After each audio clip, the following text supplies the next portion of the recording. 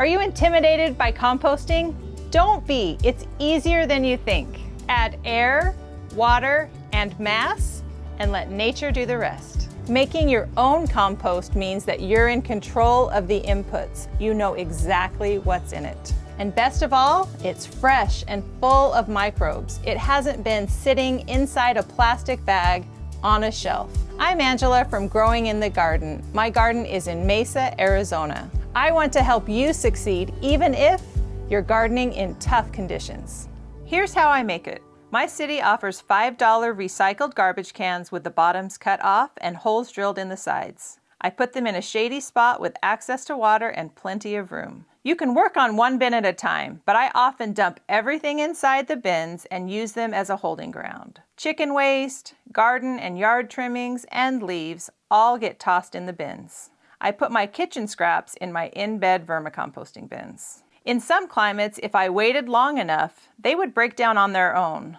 But because it's so hot and dry where I live, they might not break down at all. They will just dry out. My bins are full, so it's time to get to work. I start by dumping out 2 containers, clearing some space, and then add the contents back into the bins, 1 layer at a time. A lot of this material is wet because we just had a good rain, and when it rains, I leave my compost bins open to collect the moisture. Little by little, I'm adding in layers from 2 or 3 different bins. Aim for 3 parts brown material for every 1 part of green material. Here are some references you can screenshot to give you ideas of what to compost. Here's a list of some greens. These are excellent browns. Here are a few things you should avoid composting. As I dump them out and layer them back in, I'm adding air. Check the contents as you go. Crumble any eggshells or dirt clods, separate matted and clumped leaves, and pull out large pieces. We will get to those later. Find some grubs mixed in?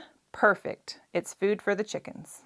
Continue to add thin layers and spray with water as needed. That's the second element. The pile doesn't need to be saturated, but it requires moisture to kickstart the decomposition process. Top each pile with browns to keep the bugs down. Fill the bins all the way up. That's the third element, mass. Aim for 3 feet by 3 feet, and 4 by 4 is even better. This provides enough mass to heat up well. Bin by bin, I dump out the contents and then layer them back in, adding water as needed. Remember those big pieces? You can chop them up, but I'm running out of daylight here, so I add them in thin layers to the middle of one of the bins where it will be the hottest. I may have to turn this pile a couple of more times to break them down completely, but it's a simple way to get them started. The bins are full of freshly layered greens and browns, and now we wait.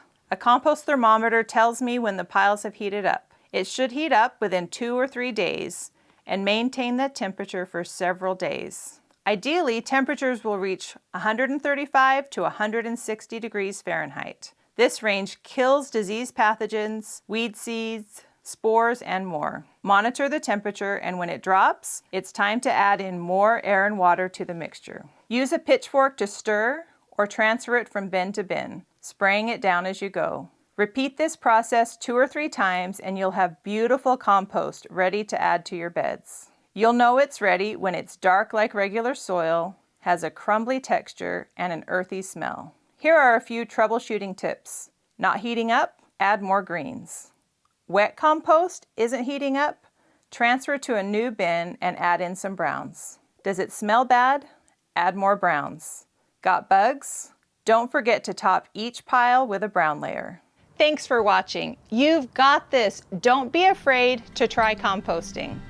If you have questions, ask them in the comments or check out my other composting video and blog post.